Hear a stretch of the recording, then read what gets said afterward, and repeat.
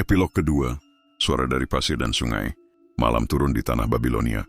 Bayangan taman yang telah lenyap bergetar di udara panas. Di tengah reruntuhan, seekor burung kecil berkicau.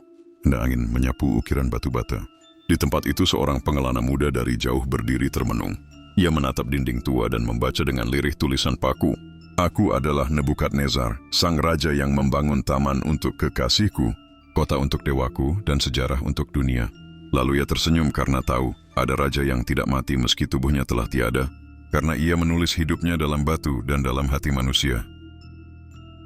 Tuhan memberi tanah ini dan padaku, tetapi tanganku sendirilah yang harus mengukirnya menjadi kemegahan. Penaklukan sejati bukanlah menjatuhkan kota, melainkan mengangkat kemuliaan manusia melalui keindahan dan ketertiban.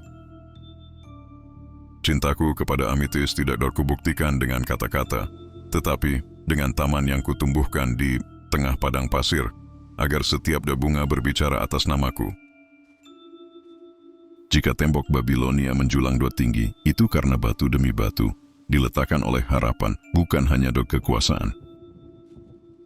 Aku membangun bukan karena aku ingin abadi, melainkan karena aku ingin rakyatku mengenang keagungan ini lebih lama dari ingatan manusia.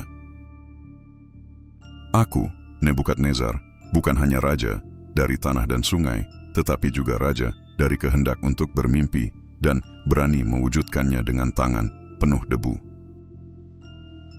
Jangan nilai raja dari tahtanya, tetapi dari air yang ia alirkan ke ladang dan bayangan pohon yang ia tumbuhkan untuk rakyatnya.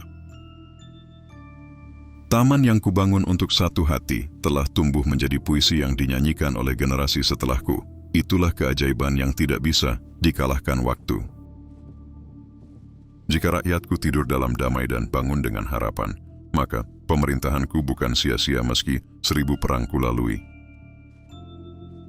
Aku telah melihat kerajaan jatuh dalam sehari karena kesombongan, maka aku membungkuk di depan langit setiap pagi, agar kekuasaanku tidak dapat melampaui batas takdir. Aku memerintah bukan karena aku lebih kuat dari rakyatku, tetapi karena aku lebih sadar bahwa segala kekuatan berasal dari mereka. Langit di atas Babilonia tak pernah sama setiap malam, tapi setiap bintang mengingatkanku bahwa kekuasaan hanyalah sebutir pasir dalam tak terbatasnya langit para dewa.